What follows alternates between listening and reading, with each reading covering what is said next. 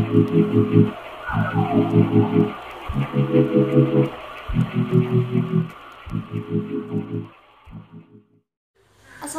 warahmatullahi wabarakatuh. Hello everyone, welcome back to our YouTube channel ICB 2018. With me Lailatul Khairul Umma and my partner Anissa Aulia Pinda.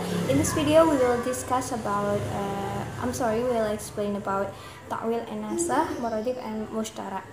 So prepare yourself before watching and listening this video and make sure that you are in a good condition. Let's go and happy watching. Takwil dalam bahasa berarti kembali pada asal. Dapat diartikan pula kata takwil bermakna mengembalikan sesuatu kepada asal.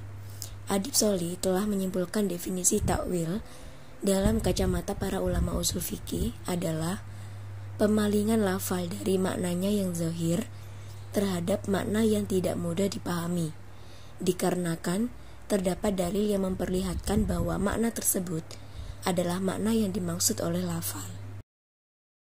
Pengertian takwil secara istilah ada dua. Pertama, takwil merupakan muradif atau sinonim dari tafsir. Pendapat tersebut juga disetujui oleh Abu Ubaid. Meskipun disamakan antara takwil dengan tafsir, akan tetapi dalam tataran aplikatifnya keduanya memiliki perbedaan. Nah, perbedaan tersebut dapat kita telaah bersama-sama dari Al-Quran Surah Al-An'am ayat 95, yang artinya, sesungguhnya Allah menumbuhkan butir tumbuh-tumbuhan dan biji buah-buahan. Dia mengeluarkan yang hidup dari yang mati dan mengeluarkan yang mati dari yang hidup atau yang memiliki sifat-sifat. Demikian ialah Allah, maka mengapa kamu masih berpaling? Nah, jika membahas tentang tafsir dari ayat tersebut, maka maksud tersebut adalah mengeluarkan burung dari telur. Jika membahas tentang takwil, maka maksud tersebut adalah mengeluarkan orang beriman dari orang kafir, atau orang berilmu dari orang yang bodoh. 2. Takwil merupakan memindahkan makna zahir dari tempat aslinya kepada makna lain karena ada dalil. Ketika menjelaskan takwil, Imam Syafi'i mengatakan bahwa suatu perkataan atau kalimat terkadang memiliki maksud atau makna lain yang tersembunyi. Maka dari itu, perlu adanya penjelasan dari makna yang tersembunyi tersebut. Akan kami coba memaparkan beberapa persyaratan untuk takwil menurut Adib Sholih dalam buku yang berjudul Usul Fikih karya Profesor Dr. Haji Satria Effendi MZen. Berikut persyaratan tersebut. A. Ketika hendak mentakwil, pastikan lafal tersebut memiliki beberapa cabang makna atau pengertian, baik ketika ditinjau dalam segi bahasanya atau juga majazinya. Bisa juga dari segi habitat atau kebiasaan orang Arab dalam penggunaan lafal tersebut, atau juga dapat kita lihat dari kebiasaan penggunaan lafal tersebut dalam syariat Islam. Berlatar persyaratan tersebut, maka lafal yang dirasa masih hampa untuk dipahami akan mudah dan jelas bisa dipahami. B. Terdapat indikasi atau sebuah dalil yang membuktikan bahwa pembicara bermaksud untuk mengungkapkan makna yang memang tidak zahir, sehingga dalil tersebut menjadi lebih kuat dibandingkan alasan menetapkan suatu lafaz pada makna yang hakikat. Nasakh. Pengertian nasakh secara etimologi atau bahasa terbagi menjadi 3, yaitu al-ibtal atau penghapusan, al-izalah atau peniadaan, dan al-naql atau perpindahan. Sedangkan secara terminologi atau istilah, Muhammad Al-Hudari dalam buku Usul Fikih yang ia tulis mendefinisikan bahwa an-nasakh adalah jalan hukum yang syar'i dengan dalil syar'i. Ia dibolehkan atau tidak dibolehkan berdasarkan akal. Sedangkan menurut Khairul Umam dalam bukunya Usul Fikih 1 menjelaskan bahwasanya seandainya nasakh yang dinasahkan tidak datang, tentulah hukum yang telah ada tetap berlaku. Dapat kita simpulkan dari berbagai pendapat yang telah penulis paparkan bahwa nasakh berarti peniadaan, pembatalan, atau penghapusan suatu hukum setelah datangnya suatu hukum selanjutnya. Adanya suatu hukum yang ada saat ini berguna untuk kemaslahatan manusia itu sendiri. Terkadang, kemaslahatan ini terjadi pergeseran atau perubahan, yang mana akan menyesuaikan kondisi juga situasi yang ada pada saat ini. Adanya suatu hukum yang berlaku terjadi karena adanya tuntutan untuk mewujudkan kemaslahatan manusia. Apabila tuntutan itu hilang, maka itu berarti hukum tersebut sudah tidak bisa membawa kemaslahatan untuk manusia. Setelah wafatnya Rasulullah SAW, hukum yang berlaku dalam nas dan juga hadis menjadi suatu hal yang paten.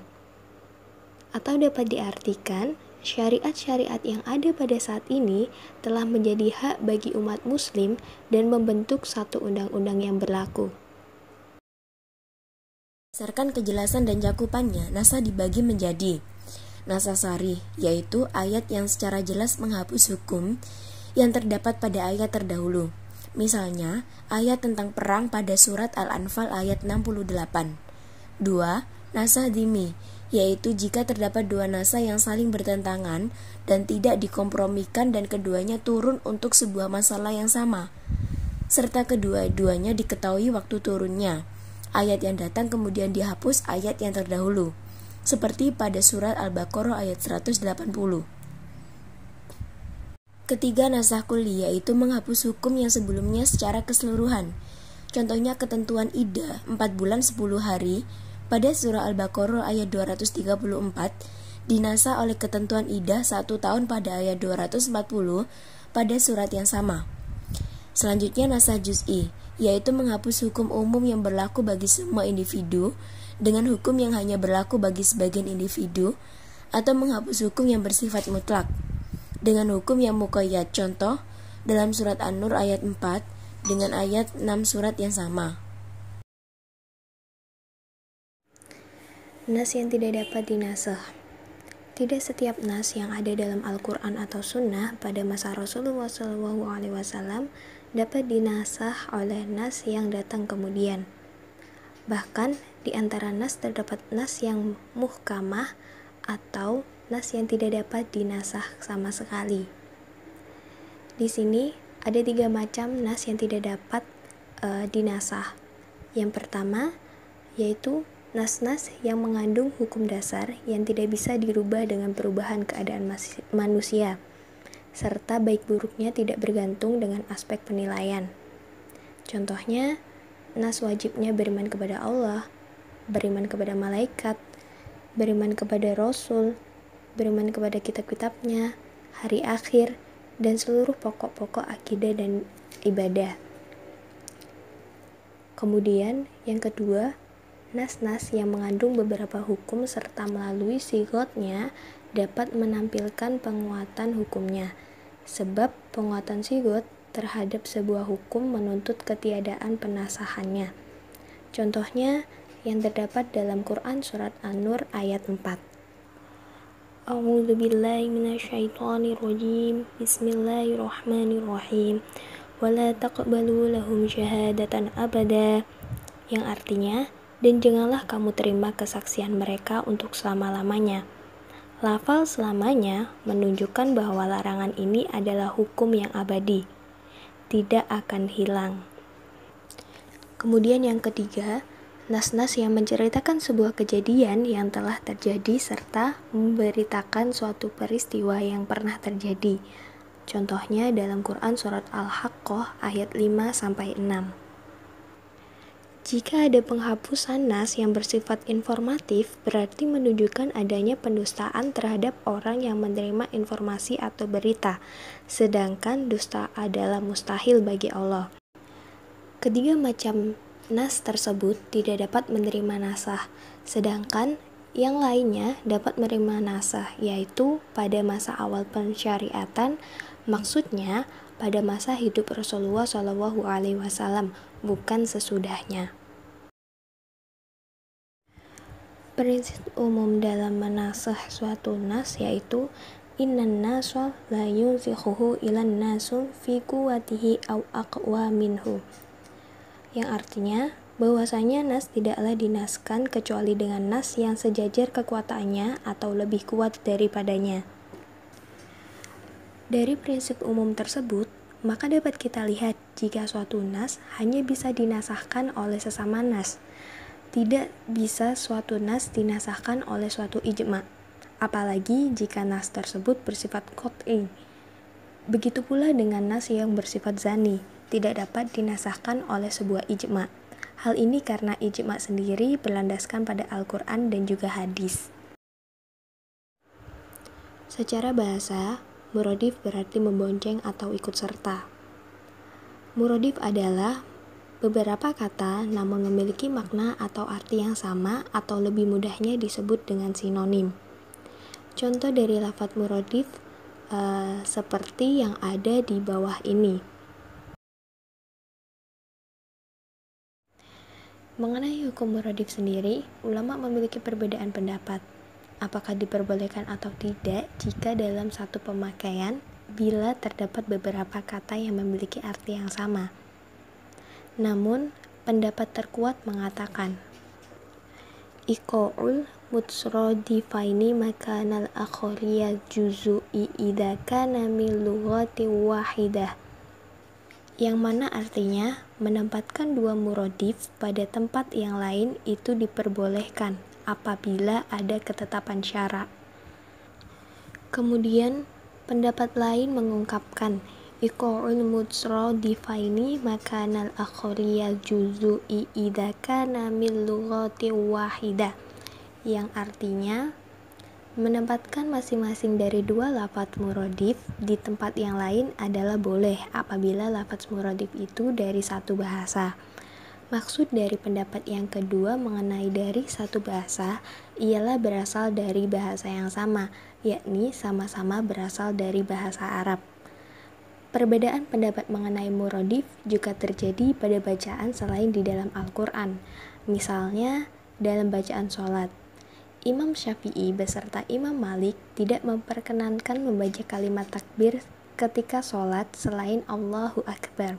Sementara itu, Imam Abu Hanifah juga membolehkan kalimat takbir tersebut ditukar dengan Allah Al-Azim, Allah Al-Ajal, Allah Al-Azam, Allahu A'la. Secara bahasa, musyarak berarti berkumpul. Dalam usul fikih sendiri, musyarak ialah kata yang dibentuk untuk dua atau lebih arti yang berbeda-beda. Ketika ada lafadz musyarak yang terdapat dalam nas syar'i berdampingan dengan makna bahasa, juga berdampingan dengan makna istilahi, maka harus memilih istilah syar'inya. Misalnya, Allah berfirman, "Dirikanlah olehmu sholat." Kata sholat yang secara bahasa berarti doa, sedang menurut istilah berarti ibadah tertentu. Maka, yang dimaksud dalam ayat tersebut adalah makna syar'inya. Berikut adalah contoh kata musyarak. Seperti halnya dengan hukum muradif, lafadz musyarak sendiri masih terjadi perselisihan. Namun, menurut jumhur ulama, di antaranya Imam Syafi'i, Qadi Abu Bakar, dan Abu Ali Al-Jubai, mereka berpendapat isti'malul musytaraki fil ma'naihi au ma'anihi yajuzu, yang artinya penggunaan musyarak menurut makna yang dikehendaki ataupun untuk beberapa maknanya diperbolehkan.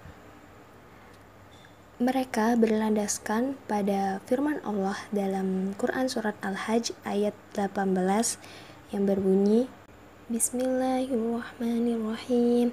Alam tara anna Allaha yasjudu lahu ma fis samawati wa ma fil ardi wasyamsu wal qamaru wan nujumu wal jibalu wasyajaru wad dawabu wa katsirum minan nas, yang artinya tidakkah engkau tahu bahwa siapa yang ada di langit dan siapa yang ada di bumi bersujud kepada Allah, juga matahari, bulan, bintang, gunung-gunung, pohon-pohon, hewan-hewan yang melata dan banyak di antara manusia.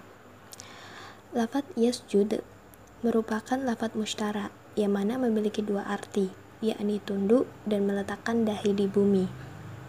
Pendapat lain datang dari Abu Hashim dan Abu Hasan Al-Bashri yang mengatakan isti'malul musytaraki fil ma'naihi au ma'anihi la yajuzu, yang artinya penggunaan musyarak menurut makna yang dikehendaki ataupun untuk beberapa maknanya tidak diperbolehkan. Lafadz musyarak terjadi karena perbedaan penggunaan kata yang menunjukkan beberapa makna oleh setiap suku. Misalnya, lafadz mushtara yang terdapat dalam Quran surat Al-Baqarah ayat 228 yang berbunyi Bismillahirrahmanirrahim wal mutalaqqatu yatarabbasna bi anfusihinna thalathata quru', yang artinya, dan para istri yang diceraikan wajib menahan diri mereka atau menunggu 3 kali quru'.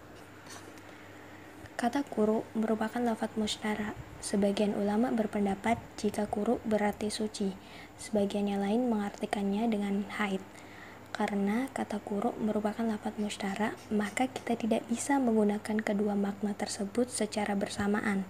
Ini karena yang dikehendaki dalam syar'i hanya satu makna saja. Adanya beberapa makna hanya untuk pertukaran makna.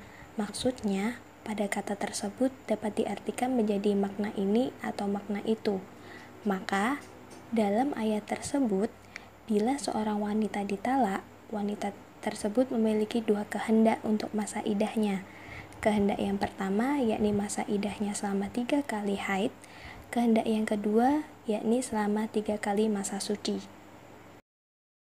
Okay, that's all that we can convey in this occasion. Thank you for watching and listening this video. We hope what we have shared will be beneficial for all of us, and we would like to apologize for all the mistakes. And the last I say, wassalamualaikum warahmatullahi wabarakatuh.